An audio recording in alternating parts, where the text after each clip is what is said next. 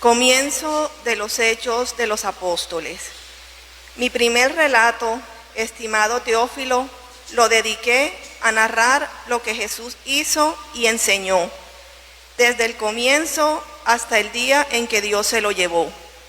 Luego de haber dado instrucciones con el poder del Espíritu Santo a los apóstoles que había escogido, porque después de su pasión se les manifestó en persona, dándoles numerosas pruebas de que estaba vivo. Y durante 40 días se dejó ver de ellos y les habló del reino de Dios. Un día, mientras estaba comiendo con ellos, les dio esta orden: no se alejen de Jerusalén, esperen hasta que se cumpla la promesa de mi Padre, de la cual les he hablado. Porque Juan bautizó con agua, pero dentro de pocos días ustedes serán bautizados con el Espíritu Santo. Reunidos pues con él, le preguntaron: Señor, ¿es ahora cuando vas a restaurar el reino de Israel? Él les respondió: no les corresponde a ustedes averiguar los tiempos ni los plazos. Esa es cosa que el Padre ha fijado con su propia autoridad. Pero recibirán la fuerza del Espíritu Santo que descenderá sobre ustedes, y serán mis testigos en Jerusalén, en toda Judea y Samaria, y hasta los confines de la tierra.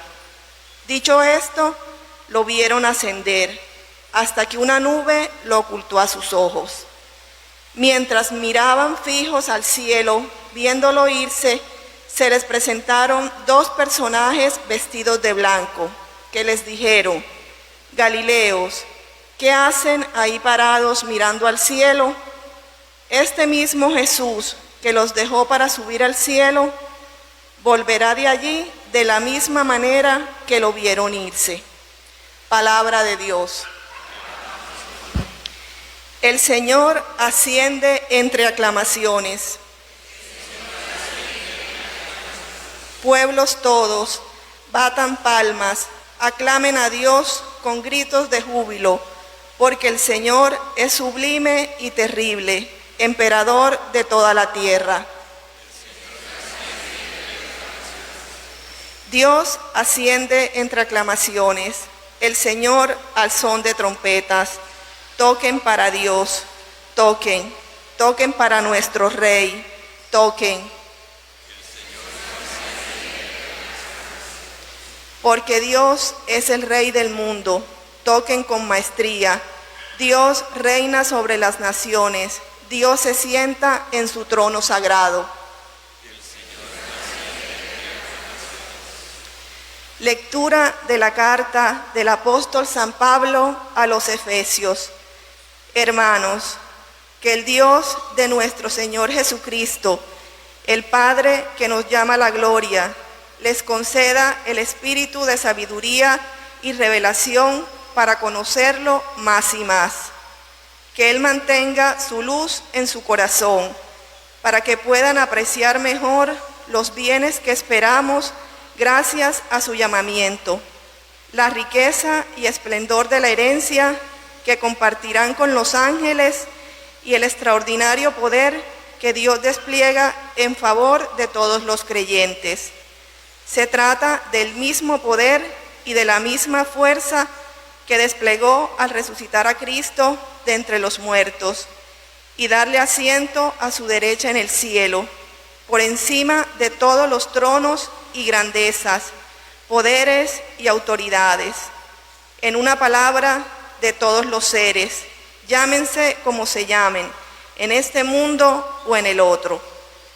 Todo lo puso bajo los pies de Cristo, y a Él le dio la primacía absoluta, haciéndolo cabeza de la Iglesia, porque la Iglesia es el cuerpo de Cristo, como también su plenitud, y Cristo es la plenitud de todas las cosas.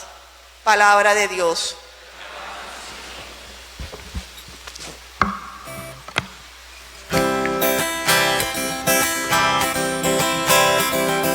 Aleluya, aleluya, aleluya, gloria al Señor. Aleluya, aleluya, aleluya, aleluya, gloria al Señor. Gloria al Señor, aleluya, gloria al Señor, aleluya, gloria al Señor, aleluya, gloria al Señor. Aleluya, aleluya, aleluya, aleluya, gloria al Señor. Aleluya, aleluya, aleluya, aleluya, gloria al Señor. El Señor esté con ustedes. Y con tu espíritu. Lectura del Santo Evangelio según San Marcos. Gloria a ti, Señor. Después de resucitar, Jesús se apareció a los 11 discípulos y les dijo: vayan por todo el mundo y prediquen el Evangelio a todas las criaturas. Quien crea y se bautice se salvará. Quien no crea se condenará. A quienes crean no les faltará estos milagros. Expulsarán demonios en mi nombre, hablarán nuevas lenguas, tomarán con sus manos las serpientes, y si beben un veneno mortal no les hará daño. Impondrán las manos sobre los enfermos y los sanarán. Así les habló el Señor Jesús, y Dios se lo llevó al cielo para que se sentara a su derecha. Luego salieron los apóstoles a predicar por todas partes, y el Señor cooperaba confirmando la predicación con los milagros que la autenticaban. Palabra del Señor. Gloria a ti, Señor Jesús.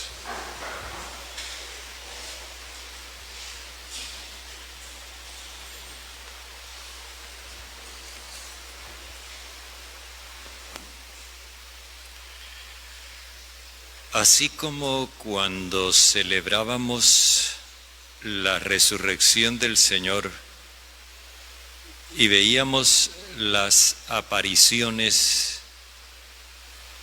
como una forma del Señor enviar a la misión, así también la ascensión del Señor está íntimamente relacionada con la misión.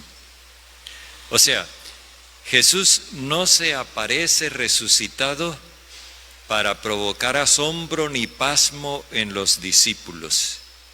Tampoco asciende al cielo para que los discípulos lo aplaudamos o lo admiremos.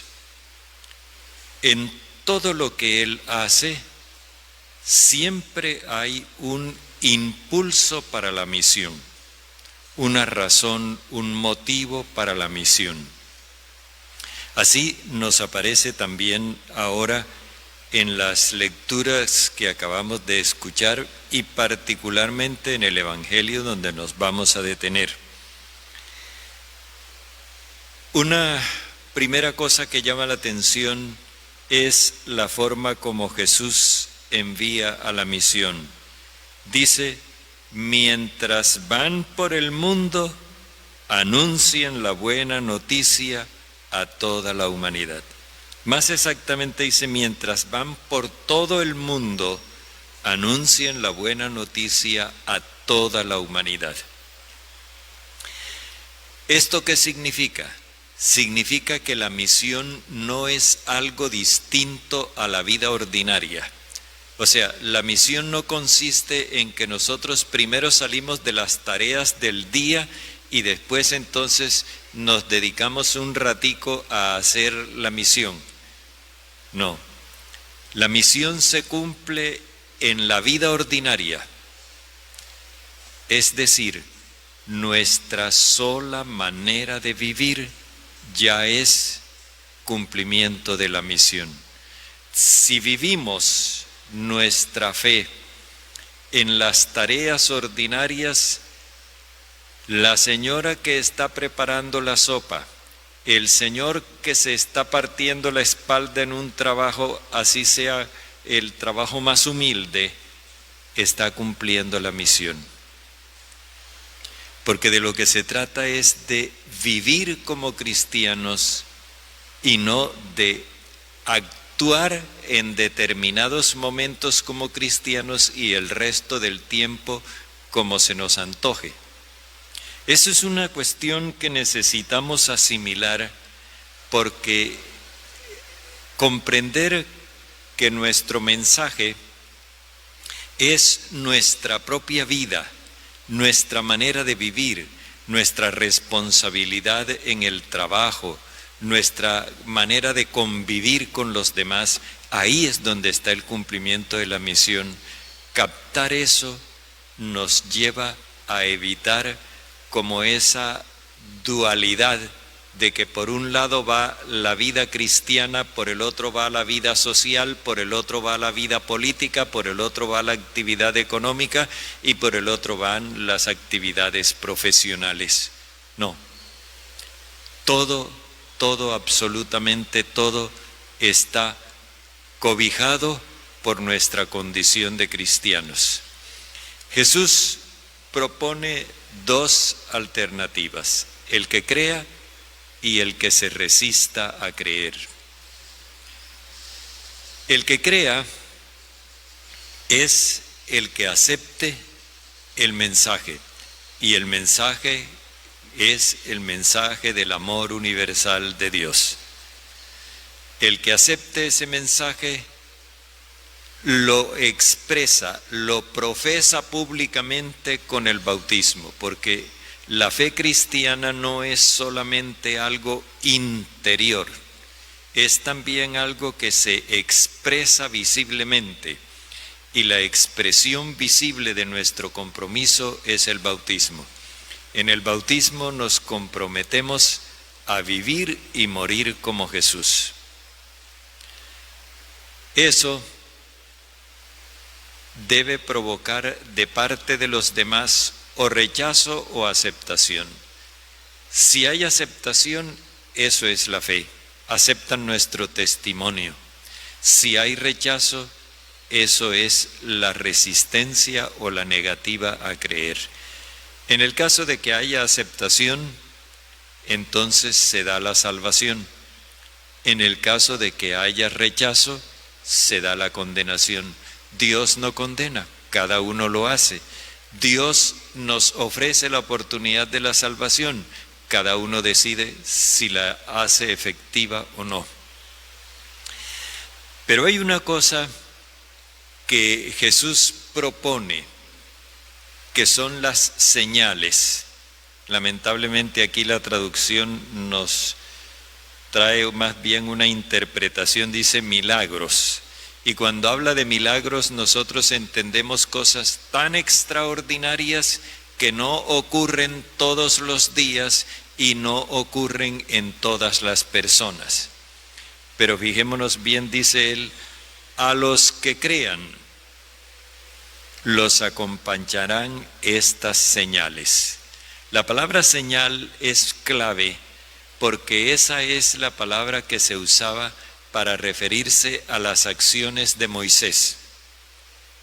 Entonces, cuando se usa señal, se quiere dar a entender que se trata de impulsar un éxodo, una salida de la esclavitud a la libertad. Esto es necesario tenerlo en cuenta porque en la Biblia las palabras no se usan descuidadamente, sino con mucha precisión. Entonces, de lo que se trata aquí es de las señales del nuevo éxodo liberador. Esas señales tienen la característica de que, a diferencia de las de Moisés eran señales de poder para doblegar el poder del faraón. En cambio, las de los discípulos de Jesús son señales de amor para levantar a los oprimidos. Son dos concepciones distintas de la señal. Y esto nosotros lo vamos a ir asimilando poco a poco en la medida en que caminamos con Jesús. Las señales son 5. Y este número 5 las pone en relación con el Espíritu Santo. Y si las pone en relación con el Espíritu Santo, las pone en relación con el amor universal de Dios. Primera señal, expulsar demonios en nombre de Jesús. Si nosotros entendemos esto, digamos literalmente, y no tal como está expresado en la Biblia, entonces podemos entender por qué hay personas que andan de aquí para allá diciendo: sal, maldito demonio, sal, demonio infeliz, en el nombre de Jesús, sal. Esas cosas no son las que Jesús quiso decir. Demonio en el Antiguo Testamento es distinto de diablo y de Satanás, en primer lugar. Demonio es el nombre que se les da a los dioses, a los ídolos de los paganos, a los cuales se les ofrecían sacrificios humanos. Así que los demonios tienen doble connotación: primero, la idolatría, y segundo, la violencia contra los seres humanos en nombre de Dios. O sea, es un agresivo fanatismo religioso. Ese fanatismo que consiste en perseguir a los pecadores, en quemar brujas o como quieran, ese fanatismo que consiste en atropellar a los seres humanos en nombre de Dios y figurándose que con eso se le da culto a Dios. Cuando Jesús habla entonces de expulsar a los demonios, significa de eliminar, suprimir de los seres humanos ese fanatismo religioso, para que los seres humanos no sigan haciéndose daño unos con otros en nombre de Dios. Ahí tenemos las guerras santas y todas esas cosas que en el fondo expresan la misma realidad. Los demonios, el culto a los demonios. Esto es obviamente una consecuencia del amor universal. Segunda señal, hablarán lenguas nuevas. Y uno oye por ahí a veces unas jeringonzas y unos trabalenguas y se los atribuyen al Espíritu Santo sin pudor de ninguna clase, cuando en realidad de lo que se trata es de esto. El amor universal implica que la buena noticia es para todas las naciones. Y hay que expresar esa buena noticia en la lengua de cada nación. En el libro del Génesis, la diversidad de lenguas aparece como un obstáculo para el entendimiento de los seres humanos. Bueno, ahora el mensaje de Jesús, el mensaje del amor universal, es el factor de entendimiento de todos los pueblos, aunque sigamos hablando lenguas distintas. Esto nuevamente nos lleva al amor universal. Tomarán con sus manos serpientes, tercera señal. Y se imagina uno gente agarrando culebras ahí, ojalá que no sean venenosas. En realidad, la serpiente aparece en el Antiguo Testamento desde las primeras páginas del Génesis como símbolo del falso profeta que con su oráculo mentiroso lleva a la humanidad a desconfiar de las intenciones de Dios y a dudar de la palabra de Dios. Ahora, el discípulo se presenta como el auténtico profeta, el que está animado por el Espíritu Santo, y precisamente por eso desenmascara los falsos profetas.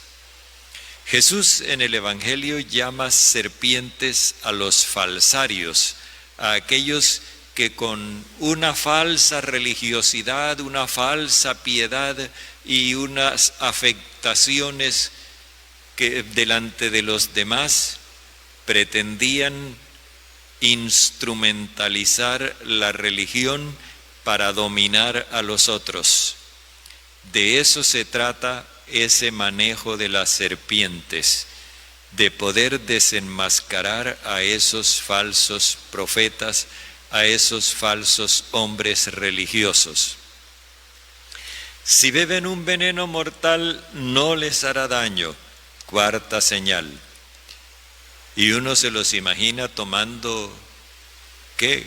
Trago, porque eso no les va a hacer daño. No, pues Jesús se refiere, aquí el veneno mortal está en relación con la ponzoña de la serpiente.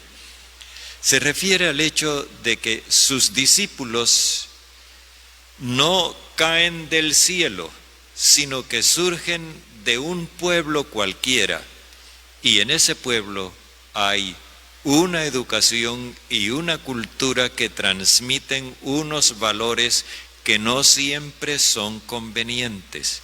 Por ejemplo, lamentablemente, nosotros los colombianos traemos casi que genéticamente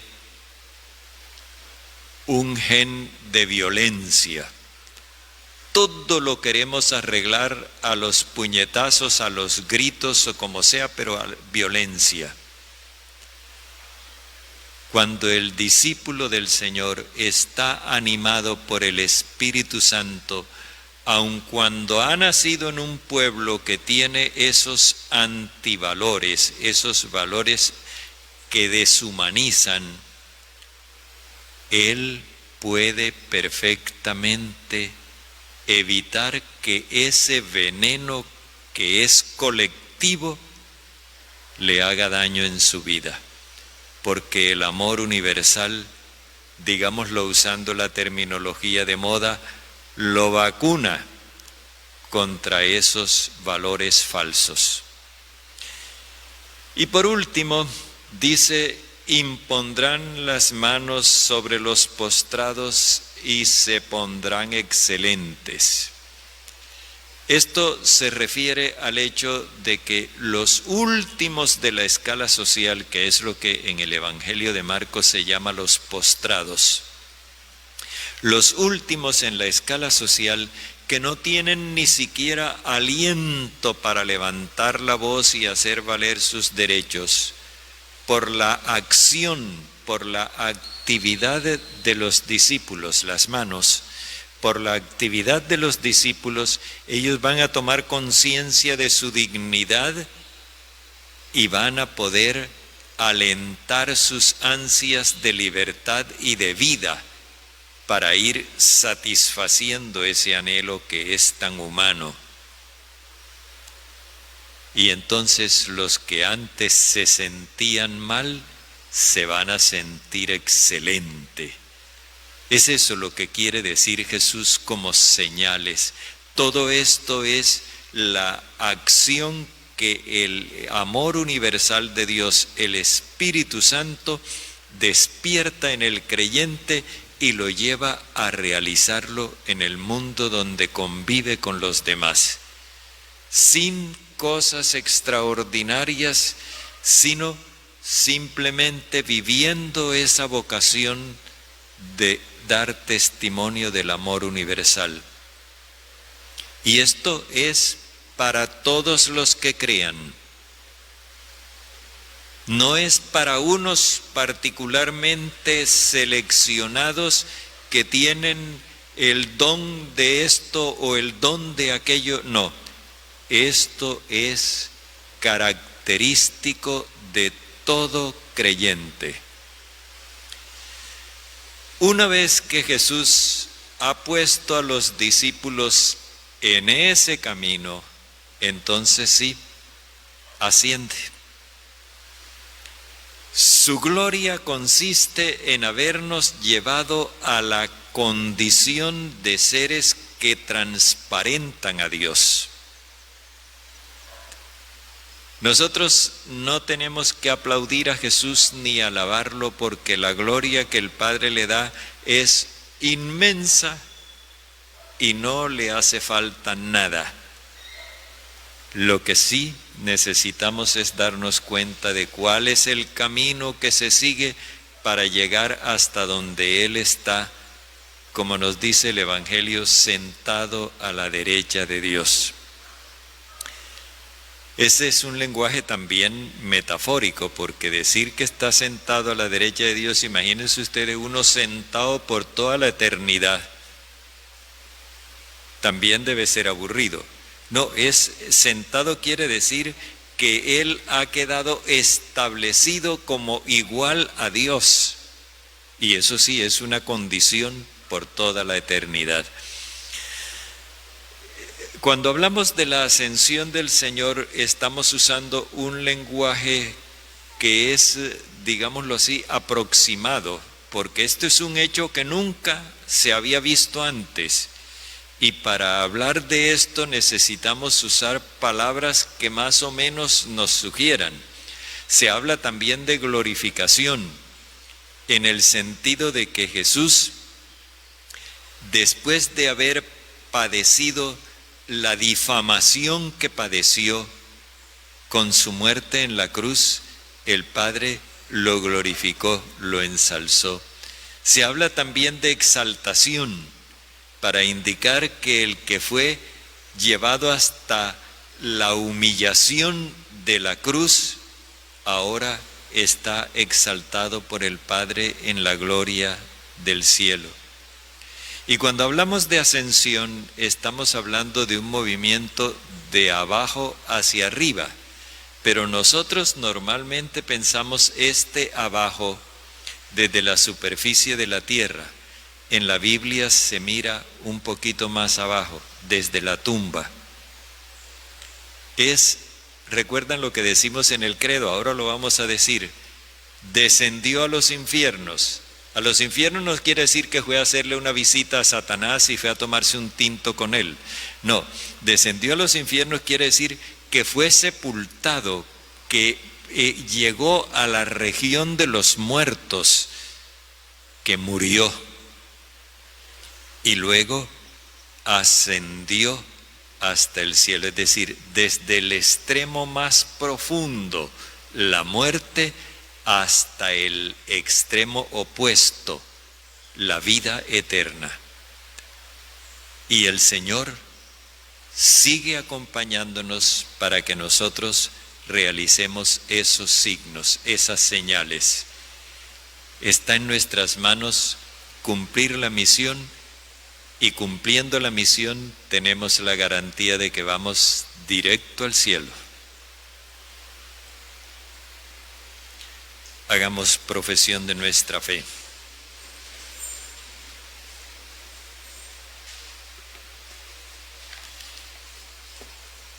Creo en Dios, Padre Todopoderoso, Creador del cielo y de la tierra. Creo en Jesucristo, su único Hijo, nuestro Señor, que fue concebido por obra y gracia del Espíritu Santo. Nació de Santa María Virgen, padeció bajo el poder de Poncio Pilato, fue crucificado, muerto y sepultado, descendió a los infiernos, al tercer día resucitó de entre los muertos, subió a los cielos y está sentado a la derecha de Dios Padre Todopoderoso. Desde allí ha de venir a juzgar a vivos y muertos. Creo en el Espíritu Santo, en la Santa Iglesia Católica, en la comunión de los santos, el perdón de los pecados, la resurrección de la carne y la vida eterna. Amén.